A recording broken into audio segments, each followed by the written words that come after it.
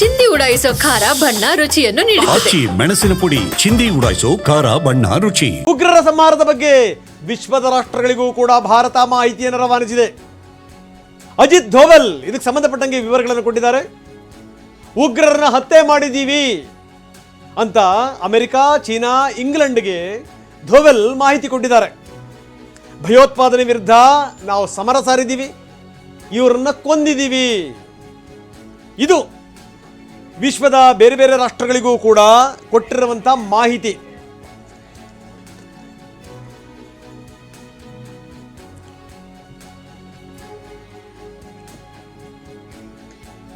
ಭಯೋತ್ಪಾದನೆ ವಿರುದ್ಧ ಭಾರತ ಸಮರ ಸಾರಿದೆ, ಅದಕ್ಕೋಸ್ಕರ ಮೆಚ್ಚುಗೆ ಕೂಡ ವ್ಯಕ್ತವಾಗಿದೆ ಬೇರೆ ಬೇರೆ ರಾಷ್ಟ್ರಗಳಿಂದ.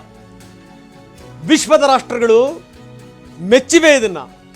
ಬೆಳಗ್ಗೆನೇ ಅಮೆರಿಕದ ಅಧ್ಯಕ್ಷರು ಮಾತಾಡಿದಂಥ ರೀತಿ ಇದೆಯಲ್ಲ, ಅದು ಇಲ್ಲ, ಭಾರತ ತೆಗೆದುಕೊಂಡಿರುವಂಥ ಕ್ರಮಗಳು ಸರಿಯಾಗಿದೆ, ಇದು ಬಹಳ ದಿವಸ ನಡಿಬಾರದಷ್ಟೇ ಅನ್ನುವಂಥ ಮಾತನ್ನು ಹೇಳಿದ್ರು. ಪ್ರಶ್ನೆ ಬೇರೆ. ಜೊತೆಗೆ ಎಲ್ಲೆಲ್ಲಿ ಯಾವ್ಯಾವ ರೀತಿಯ ದಾಳಿಯಾಗಿದೆ. ಆಪರೇಷನ್ ಸಿಂಧೂರ ಪಾಕಿಸ್ತಾನವನ್ನು ಪತ್ರಗುಟ್ಟಿಸಿದೆ.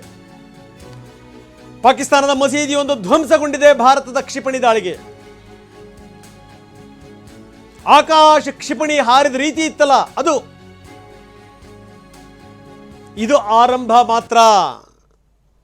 ಮಾರಿ ಹಬ್ಬ ಮುಂದಿದೆ.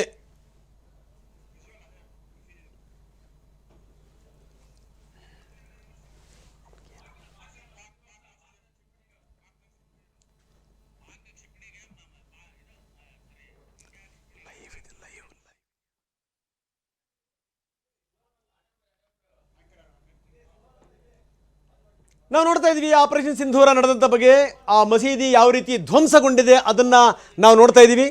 ಮಸೀದಿ ಧ್ವಂಸಗೊಂಡಿರುವಂಥ ರೀತಿ.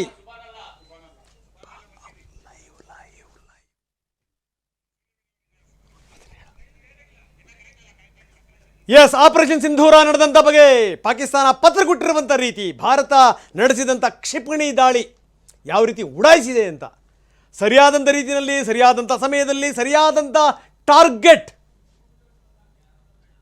ಈ ಸಂದರ್ಭದಲ್ಲಿ ಇಷ್ಟು ಗಂಟೆಗೆ ಇಂಥದ್ದೇ ಕಟ್ಟಡವನ್ನು ಧ್ವಂಸ ಮಾಡಬೇಕು ಅನ್ನುವಂಥದ್ದು ಇದೆಯಲ್ಲ, ಪಕ್ಕಾ ಪ್ಲಾನ್. ಸುಮ್ಮನೆ ಕೂತಿರಲಿಲ್ಲ ಭಾರತ.